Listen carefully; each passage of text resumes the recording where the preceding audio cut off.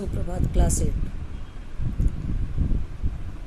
विगत कई एक दिनों से हम लोग संधि पढ़ते चले आ रहे हैं। आज स्वर संधि के जो 5 भेद हैं उसमें से वृद्धि संधि के बारे में, तीसरा जो भेद है वृद्धि संधि, उसके बारे में हम लोग पढ़ेंगे। पहले स्वर संधि में दीर्घ संधि और फिर गुण संधि, ये 2 पढ़ चुके हैं। तीसरा है वृद्धि संधि।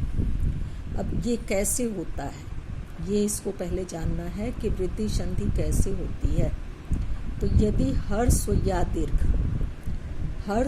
दीर्घ के लिए ओ या आ, ओ जो है ये हर्षों में आएगा और आ जो है ये दीर्घ में आएगा। तो किन परिस्थितियों में ये संधि होगी, जब तक हम उसके नियम को नहीं जानेंगे तब तक उसके बारे में समझ नहीं सकते। रट करके कभी भी संधि को या व्याकरण की किसी भी चीज़ को हम रट के नहीं समझ सकते, क्योंकि रट के जिनके बारे में जानेंगे उनसे अगर अलग का कुछ पूछा जाता है तो वो हम नहीं बता पाएंगे। इसलिए यहाँ ध्यान देना है कि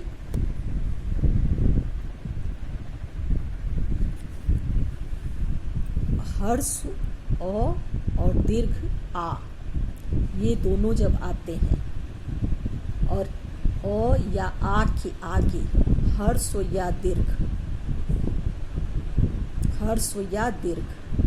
ए ओ ए या ओ। अब इसमें देखिए हर्ष क्या हो जाएगा, ए जो है वो हर्ष हो जाएगा,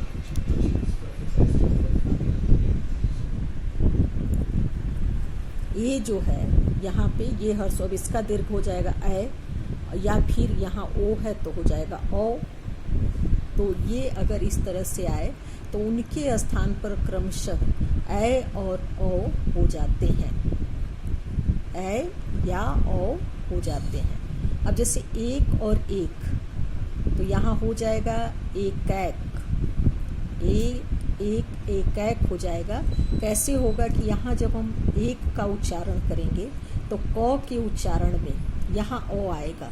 क का जब उच्चारण पूरा होगा तो यहाँ पर ओ आएगा और फिर इस एक से ए। तो यहाँ बताया ही गया है कि ओ और ए जब मिलेंगे तो हो जाएगा ए, तो यहाँ हो जाएगा एक। उसी तरह से यहाँ पे यदि आ और ए आता है तो यहाँ कैसे होगा, तो सदैव का जब संधि विच्छेद करेंगे तो सदा जोड़ एव, तो हो जाएगा सदैव। तो यहाँ आ गया और यहाँ ए आया, यहाँ आ और यहाँ ए, तो ये मिलके हो गया है, तो यहाँ हो जाएगा सदैव। उसी तरह से यहाँ देखिए जलौध शब्द, जलौध शब्द के लिए जल, तो जल का जब उच्चारण करेंगे तो लौ में ओ का उच्चारण होगा और फिर यहाँ ओध में ओ का उच्चारण होगा।